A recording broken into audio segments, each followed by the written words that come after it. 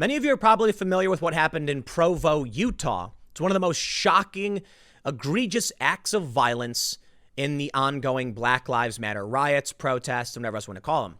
To clarify, a lot of what happens are riots. Like in Provo, that was a riot. They say protester. Sorry, man, we'll call it a riot.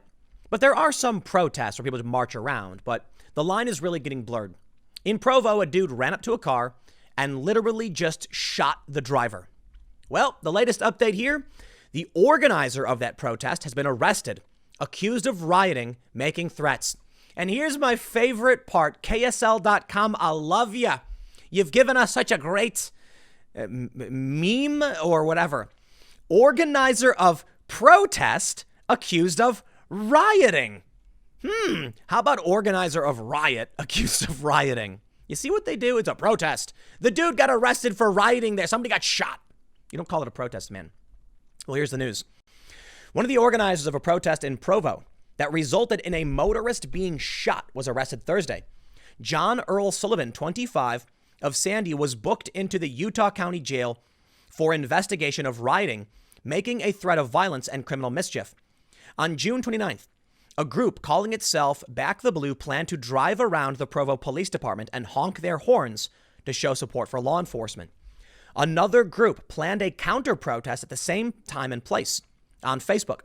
Its event page was originally titled End Police Brutality, but was later changed to Marching for Racial Equality. The Facebook pages listed the event's hosts as the group's insurgents, Solidarity for Justice, Salt Lake Equal Rights Movement, and the Salt Lake Anti-Fascist Coalition. Overt Antifa. How about that? Sullivan is part of the Insurgents USA group, according to a police affidavit. Protesters traveled through downtown Provo. The protesters did not obtain a permit for the event. Somebody got shot. Okay, let's try this again. Rioters traveled through downtown Provo. The rioters did not obtain a permit for the event. John Sullivan and Insurgents USA had social media postings promoting other rioters to join them. I'm not going to say protest anymore. Between 80 and 100 people were part of the riot. The riot traveled on the roadways, blocking motorists who have the right of way. John Sullivan blocked vehicles from freely moving lawfully. During the course of the riot, 2 handguns were brandished and 2 shots fired toward a motorist traveling to Home Depot. Vehicles were damaged by rioters, as well as John Sullivan, the affidavit states. As a riot organizer, John Sullivan is heard and seen as he is promoting rioters to block roadways, keeping motorists from traveling lawfully and freely. Sullivan was also captured on video threatening to beat a woman in an SUV, according to the affidavit, and then kicking her door, leaving a dent. Sullivan was seen with Jesse Taggart, the man charged with shooting the motorist throughout the riot. Oh, I almost said protest, sorry. The affidavit states. As a riot organizer, John Sullivan is heard talking about seeing the shooting, looking at the gun, and seeing smoke coming from it. John did not condemn the attempted murder, nor attempt to stop it, nor aid in its investigation to the police. And he's been arrested now. This guy watched someone shoot someone else, attacked vehicles, and they keep saying protester. I am deeply offended. As somebody who was a nonprofit director for working in fundraising for many different nonprofits, who has engaged in many a protest where we would go out and wave little flags saying, save the environment. That's a protest. Blocking a roadway? Yeah, that's a protest. Kicking vehicles, threatening people, shooting people, that's a riot. Now, look, there's a fine line. The fine line is when you engage in aggression against other people. But how can you end this by saying the dude witnessed the murder and didn't stop it, the attempted murder, and then you're going to be like, but it's still a protest? Nah, sorry, man. I guess they're just trying to say that they were there because they were angry with the government. It's a riot, dude, okay? Now, look, because of all of this widespread violence, 150 Minneapolis police officers seek duty disability for PTSD following protests. He said the past 2 months have pushed many officers to their breaking point. I believe it. Look, I'm sure there's some officers who are like, ooh, now's my chance. I'll file for disability and maybe get some time off or something. I think most of these cops are reeling. And this is exactly what the far left wanted. And it's why they would shoot a driver. Because they know the chaos is good for them. Police are demoralized, and many of them now are developing PTSD because of the extreme nature of what was going on. Did you see the video of the police running full speed out of the police department. Oh, the activists, the far left, and the extremists loved it. I say activists because there are a lot of people who are just, well, maybe they're all extremists. An activist, in my opinion, works for reform. These people were literally burning down a police station.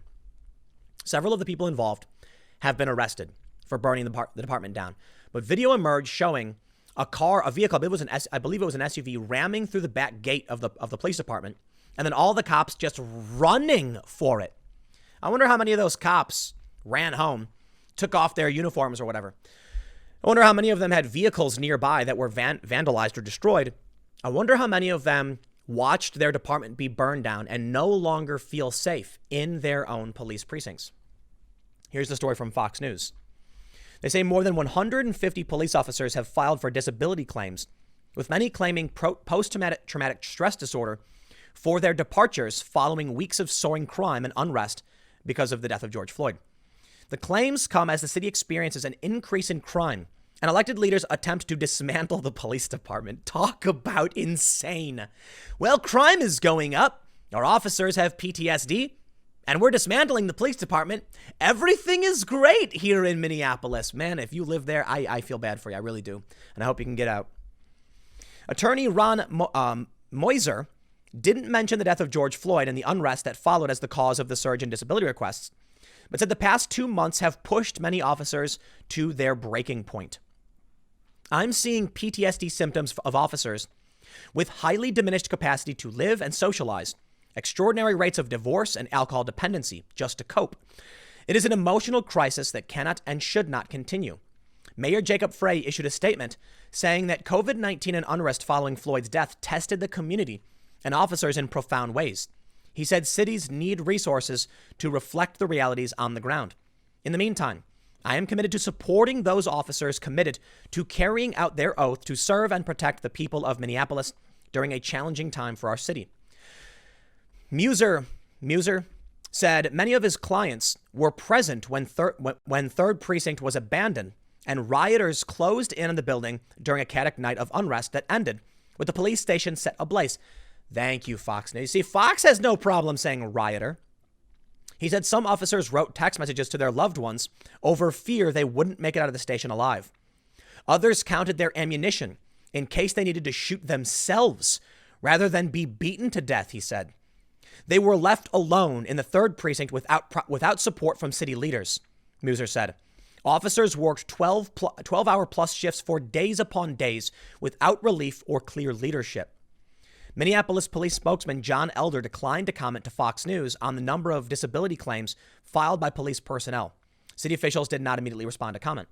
Muser said he's been approached by officers to file for disability claims through the state's Public Employment Retirement Association, or PERA.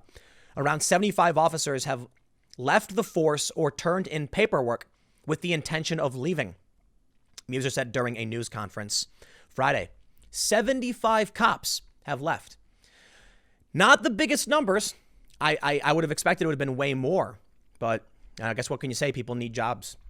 Some officers seeking disability are veterans of the department with 16 to 23, I'm assuming they mean years of experience. The department currently has 850 officers. The city said it has received 17 PTSD workers' compensation claims in the last month for para-duty disability. Officers are not obligated to notify the department that an application was submitted. The department has 850 officers. 75 have quit, have left, or on the verge of leaving.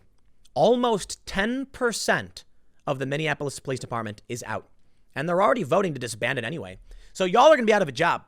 I guess the best thing you can do is take what you can get, huh? File for PTSD. Use your sick days, use those vacation days, because I believe they've already voted to completely disband the Minneapolis Police Department twice now, like reaffirmed or whatever. And you're going to be left without. So this is why I'm surprised more people aren't quitting. Look, so what was the total number we had here? 150. Almost 20% of the officers are filing for disability over PTSD. Almost 10% are outright quitting. And they're going to vote to dissolve the whole department anyway. Crime is skyrocketing. Gee, who could have seen that coming? You look at this guy who got arrested in Provo.